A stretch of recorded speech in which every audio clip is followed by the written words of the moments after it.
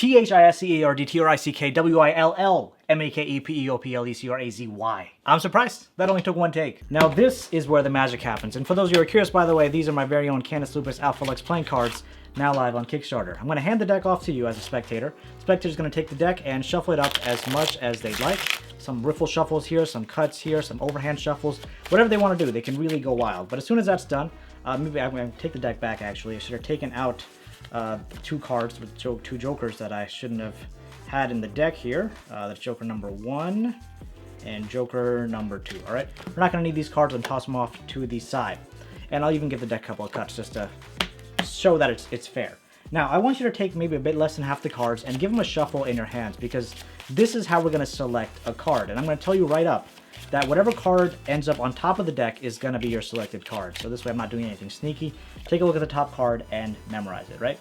Once it's been memorized, we'll take it back and then we'll lose it somewhere right in the center of the deck by you giving the deck a cut wherever you'd like. Now here, you probably saw this one card sticking out here. This is a prediction I had written down before any of this even happened, right? Everything was as fair as possible and I had this one prediction written down.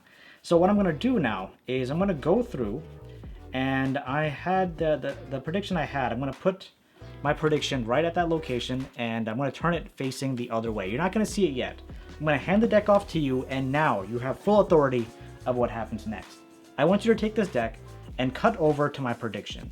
And you can see my prediction says, this must be it.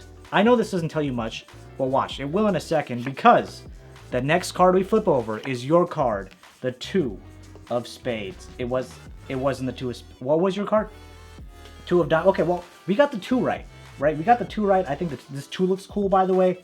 We can call it there. No, I'm just kidding. All right, let's try this out. This says this must be it. That means this has to be a clue. Let's try counting down to this must be it. THIS, this, MUST, must, BEBIT, it. And the card, not this one, but the card at this location must be it, the 2 of diamonds. Let's go. Boom.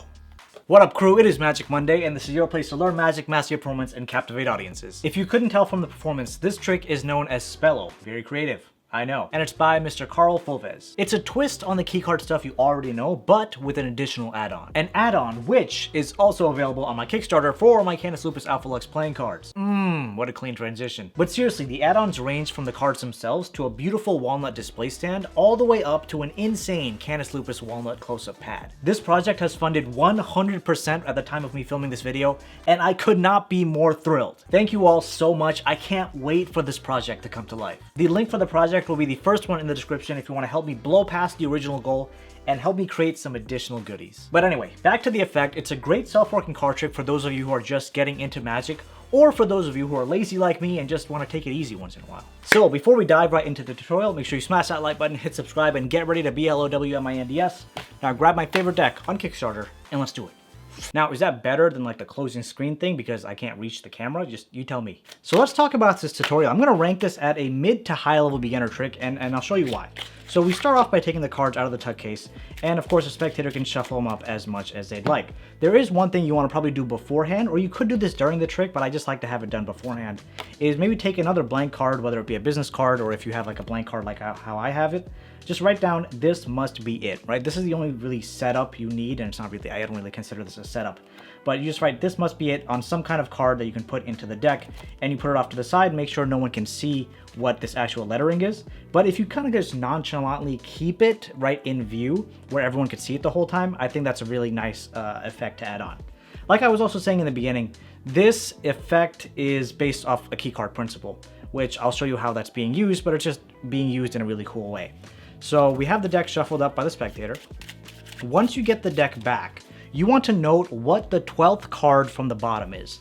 And the best way to do that, especially if you're just starting off, is to take the deck back and you want to go to the 12th card. What you don't want to do is count 1, 2, 3, 4, 5, 6, 7, 8, 9, 10, 11, 12. Okay, 12th card is 10 of spades. Now let me look for the jokers. That's something you definitely don't want to do. I push off cards in chunks of 3. So I do 3, 3, 3, and 3, right? 3 times 4 is 12. You look at the 12th card, 10 of spades, get that memorized, and then keep going, right? You memorize the 12th card from the bottom, by going in chunks of 3. If you want to go in chunks of 4, that's completely fine. I just find 3s to be easier. Right, you go through and then you take out the jokers. Once the jokers have been taken out, now you will bring the deck back down, and this is why I'm saying it could be a high level beginner, because I like to give the deck a false cut at this point, just to show the spectator, you know, I look through the cards, but just because I look through the cards doesn't mean I keep them as they are. I give them a cut.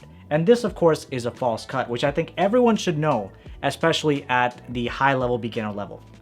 So my favorite false cut, and I teach this all the time, is you hold the deck in a bit of grip, thumb on bottom, middle ring finger on top, do a swing cut over the top packet like this, hold your pinky down on top of this packet, swing cut over another pack like this, grip onto those cards. You can see there's now a gap between these two packets because of my pinky. Take the cards in my hand, put that down, take these cards, put them down, take these cards, put them down. So up to speed, that looks quite believable at a false cut level. And the bottom card, well, not the bottom card, but the entire packet, actually, the entire deck, the 12th card from the bottom still remains the same. So that's something you want to practice over and over again so you can use it across the board for whatever trick that you do. Right, so once that's done, you give the spectator shuffled it up, you memorize the 12th card from the bottom, taking the jokers out, giving the deck a false cut. Now you tell the spectator, all right, this is all going to be in your hands. You want them to go ahead, break off less than half the deck. They can really break off a giant chunk, just not anywhere that impacts the bottom 12 cards. But that's why you just say less than half the deck and have them shuffle this packet in their hands. Once they're done shuffling, they take a look and memorize the top card. Let's make it a more fun top card, right? I want to add some zestiness to it. They picked the Ace of Spades, let's just say, because I love how this freaking looks. Phenomenal. So they picked the Ace of Spades. They turn that back down, put it on top of the deck. Now you have them give the deck a cut, just again to make things seem fair. This is where the key card principle is in use, because now that card is located 12 spots below the card you memorized, the 10 of Spades. As soon as this is done, now you can go ahead and grab the one card that was in view the whole time, but no one actually really noticed it was there, and say, I had this card in view the entire time before the trick even started, and I have a prediction written down. You don't want to show them what this says because that'll kind of throw off the trick a little bit. So you see, I had this prediction written down the entire time, and I'm not going to show it to you just yet. You take this deck, turn it face up, and you go and find the card you initially memorized, which was in our case, the 10 of Spades. So I go through, find the 10 of Spades, 10 of Spades, there it is. You put the card in that location. Now, I don't like to show people what this card is. So you can either, if it has a different matching back like this, you can keep it as is. But I like to kind of turn it over while also not showing people what it is. So I say, I'm just going to turn it over in place. And I just do it so that no one can view it. That's a pretty cool rhyme. Do it so that no one can view it. Is that sexual? But anyway, as soon as that's done, you close up the deck and hand it off to the spectator and say, I made a prediction, but I want everything that goes on from now to happen in your hands. So they take this deck, tell them to cut to where the prediction is, and you tell them they'll know where they see it, and there it is. This must be it. So they take this card off, tell them to take a look at the next card from the top, and say that's gonna be it, and then it's 10 of Spades, and you're like, wait, hold on, this mustn't be it. This says this must, but it mustn't. That was stupid. And now you act a little confused of this should have been it. I don't know why it's not. But let's try something different. Let's try counting this out. So you have them do this, right? If you do this yourself, it's cool. But if you have them do it, it's over the top cool. You get those reactions that you really want. So this, T-H-I-S, must, M-U-S-T, B-B-E, it, I-T. And then they take a look at this card. Keep in mind, we got rid of this, it must be it, and we got rid of your memorized card on top. Then we counted, right? Keep that in mind. And they flip over this card to see the Ace of Spades. Their minds are blown. Hope you enjoyed it. For more self-working stuff, click on this video right over here, and to back these beauties, click the link right below me. As always, a huge shout out to all my Patreon producers, and we got 2 new members in the past couple of weeks, Stefan Barrick and Scott Dent. You guys are unbelievable. And thank you to all of you watching. Love you. See you soon.